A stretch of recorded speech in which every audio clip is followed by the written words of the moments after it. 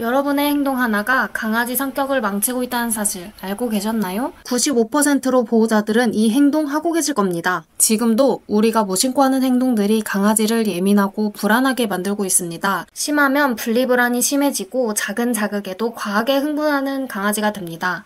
저도 며칠 전 그런 강아지에게 물려 전치 2주 진단을 받았습니다. 내 행동이 강아지를 힘들게 하고 있다는 생각 해보신 적 있으신가요? 오늘 영상에서는 강아지 성격을 나쁘게 만드는 보호자의 행동 9가지를 알려드리겠습니다. 아마 3가지 이상은 이미 하고 계실지도 모릅니다. 강아지의 성격은 그냥 만들어지지 않습니다. 강아지는 이제 단순한 반려동물이 아니라 우리 가족의 일원으로 함께 살아가며 중요한 위치를 차지하고 있는데요. 보호자가 어떻게 대하느냐에 따라 평생 안정적인 성격이 될 수도, 평생 힘든 성격이 될 수도 있습니다. 이것은 단순한 훈육을 넘어 강아지의 평생 행복과 직결되는 문제입니다. 그렇기에 보호자는 올바른 지식과 방법을 알고 이를 꾸준히 실천해야 합니다. 짖는 강아지를 안아주는 행동은 강아지 성격을 망치는 지름길입니다. 보호자는 강아지가 짖을 때 안아주면 진정될 거라 생각하지만 강아지 입장에서는 전혀 다르게 받아들입니다. 짖으면 안아준다는 공식이 머릿속에 각인되고 짖는 행동이 강화되는 것이죠. 이런 학습이 반복되면 단순한 버릇을 넘어 불필요한 짖음이 생활 전반에 퍼집니다. 흥분도와 경계심이 점점 높아지고 결국 사소한 소리나 움직임에도 과민하게 반응하는 예민한 성격으로 굳어집니다. 특히 낯선 사람이나 다른 개를 봤을 때 쉽게 흥분하거나 불안해하는 습관이 자리 잡아 사회성이 떨어지고 산책 중 사고 위험까지 높아집니다. 올바른 방법은 짖을 때 무시하거나 자리로 같은 짧고 명확한 명령어를 사용해 행동을 멈추게 하는 것입니다. 이후 조용해진 직후에 간식이나 칭찬을 주어 차분함이 보상을 받는 행동임을 학습시켜야 합니다. 이렇게 행동을 바꾸면 2주 안에 짖는 빈도가 절반 이하로 줄고 산책 중에도 훨씬 차분하게 주변을 살피게 됩니다. 초인종이 울리거나 창밖에서 소리가 나도 예전처럼 갑자기 뛰쳐나가 짖는 대신 보호자를 한번 바라보며 대기하는 습관이 생길 겁니다. 많은 보호자들이 산책할 때 줄을 짧게 잡고 강아지를 내 옆에 딱 붙여서 내가 가고 싶은 대로 걷게 하시나요? 겉보기엔 통제 잘 되는 산책처럼 보일 수 있지만 강아지 입장에서는 전혀 다릅니다. 냄새를 맡고 주변을 탐색하는 권리가 계속 제한되면서 산책 시간이 즐거움이 아닌 억제 시간으로 변합니다. 줄이 당겨질 때마다 보호자의 긴장과 힘이 고스란히 전해져서 낯선 소리나 사람, 다른 개를 볼 때 즉각 경계하거나 흥분하게 됩니다. 이런 상황이 반복되면 강아지는 외부 환경을 편안한 곳이 아니라 위험한 곳으로 인식하고 산책 자체를 스트레스 요인으로 여기게 됩니다. 올바른 방법은 줄에 1.5에서 2m 정도 여유를 주어서 강아지가 스스로 방향을 정하고 냄새를 맡을 수 있게 하는 것입니다. 위험 상황에서만 부드럽게 줄을 당겨 조율하면 되고 어느 순간부터는 산책 중에 불필요한 짖음과 당김이 줄고 강아지가 주변을 여유롭게 살피며 산책을 즐기게 될 것입니다. 산책 가기 귀찮아서 며칠씩 강아지를 집 안에만 있게 하다가 나중에서야 한번 산책한 적 있나요? 아마 많은 보호자님들이 강아지의 산책을 이런 식으로 하셨을 겁니다. 저도 가끔 너무 피곤하거나 일이 많은 날에는 그렇게 하거든요. 하지만 이건 정말 주의해야 합니다. 계속 집 안에만 있게 한다면 에너지가 해소되지 않아 물건을 물어뜯거나 이유 없이 짖는 행동이 많아지게 됩니다. 이것은 강아지의 흥분도와 불안감을 높이는 원인이 되고 외부 환경에 대한 적응력이 떨어지는 계기가 됩니다. 이렇게 되면 낯선 소리나 사람, 다른 개를 만났을 때 과도하게 짖거나 도망치는 상황이 생길 수 있습니다. 매일 짧게라도 외출해서 다양한 냄새를 맡고 새로운 환경을 경험하게 해주면 불필요한 문제 행동이 줄고 자신감이 있고 차분한 성격을 유지할 수 있습니다. 산책도 못했으니까 간식 하나 줄게. 이런 분 있으신가요? 아마 이런 말을 하면서 간식을 준 적 한 번쯤 있으실 겁니다.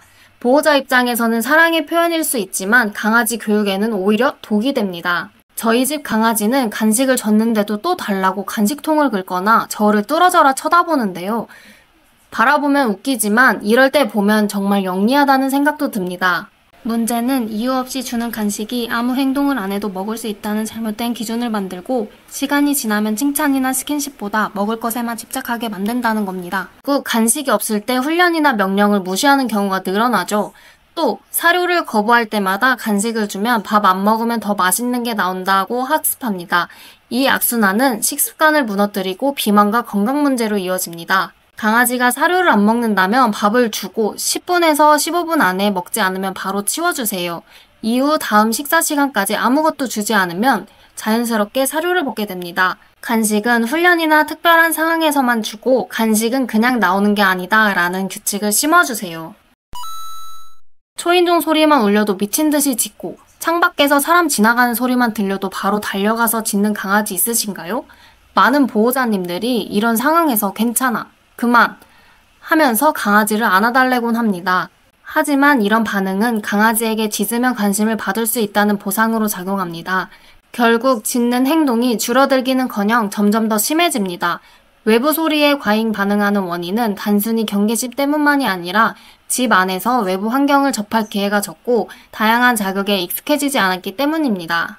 매번 같은 소리에 보호자가 반응하면 강아지는 그 자극을 경계해야 할 신호로 학습하게 됩니다. 이렇게 되면 강아지는 일상 속에서 긴장 상태가 높아지고 작은 소리에도 쉽게 흥분하거나 불안해집니다.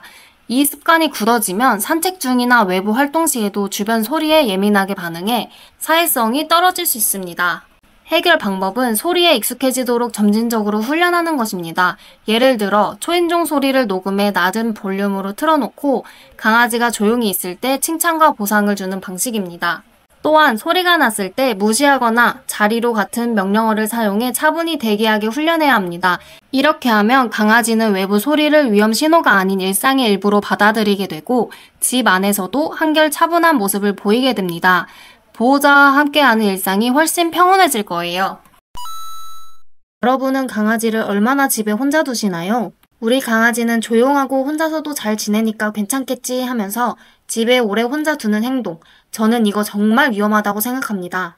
하루 정도 늦게 귀가하는 건 괜찮지만 자주 집을 비우고 장시간 혼자 두는 일이 많다면 강아지의 정서와 성격에 큰 영향을 미칩니다. 강아지는 사회적 동물로 보호자와의 교감과 상호작용이 안정감의 기반이 됩니다. 하지만 혼자 있는 시간이 길어질수록 외로움과 불안이 쌓이고 작은 자극에도 예민하게 반응하는 성향이 생기는데 이런 환경이 반복되면 분리불안, 과도한 짖음, 파괴적 행동 등으로 이어질 가능성이 높아집니다. 예방하려면 가능한 하루 일정 중 일부 시간을 반드시 강아지와 보내며 산책, 놀이, 훈련으로 에너지를 해소시켜주세요. 장시간 집을 비워야 하는 날이라면 가족, 지인, 페스터 도움을 받아 중간에 교감 시간을 만들어주는 것이 좋습니다. 외출 전에는 충분히 활동시켜 몸과 마음이 안정된 상태가 되도록 해주세요. 이렇게만 해도 강아지는 혼자 있는 시간에도 차분함을 유지하고 불필요한 불안과 스트레스 없이 건강한 성격을 유지할 수 있습니다. 여러분은 산책 중 강아지가 다른 개나 사람에게 다가가려고 하면 어떻게 하시나요? 혹시 우리 애는 낯을 가려서 라며 그냥 피하거나 무조건 끌어당겨서 못 가게 하진 않나요? 저는 이 행동이 정말 위험하다고 생각합니다. 한번 생각해보세요. 강아지가 다른 개나 사람과 마주칠 때마다 매번 방향을 바꾸거나 줄을 강하게 당긴다면 낯선 존재에 대한 호기심이 점점 사라지고 대신 두려움과 경계심이 자리 잡게 됩니다. 안 그래도 낯선 환경을 불안해하는 강아지가 외부에서 만나는 모든 개와 사람을 피해야 하는 대상으로 인식하게 되면 사회성이 떨어지고 예민한 성격이 형성됩니다. 결국 산책이 즐거운 시간이 아니라 긴장과 스트레스의 연속이 될 수 있습니다. 앞으로는 신경 써서 안전하다고 판단되는 상황에서는 강아지가 다른 개나 사람과 천천히 인사를 나누고 긍정적인 경험으로 마무리할 수 있도록 해주세요. 이런 작은 변화가 강아지의 사회성을 키우고 더 차분하고 안정된 성격을 만드는 데 큰 도움이 됩니다. 여러분은 강아지가 집안에서 배변 실수를 했을 때 어떻게 하시나요? 혹시 왜 이렇게 말 안 들어? 하면서 크게 혼내거나 실수한 장소에 코를 들이밀게 하진 않나요? 저는 이 행동이 정말 위험하다고 생각하는데요.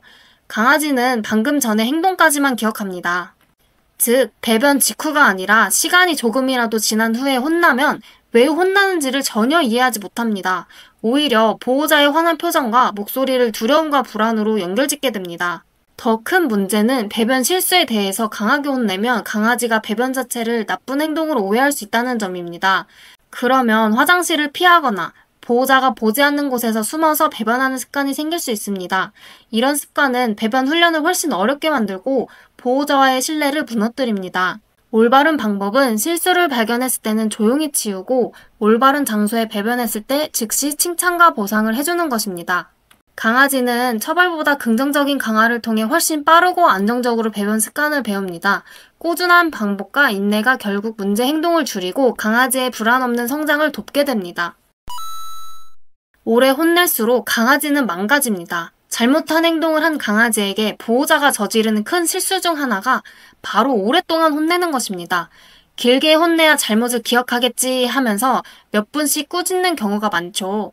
하지만 강아지는 방금 전 행동까지만 기억합니다. 결국 혼나는 이유를 배우는 게 아니라 그 순간의 두려움과 불안만 남깁니다. 이렇게 되면 강아지는 보호자를 피하거나 눈치를 보는 습관이 생기고 자신감이 떨어지며 새로운 행동을 배우려는 의지도 줄어듭니다.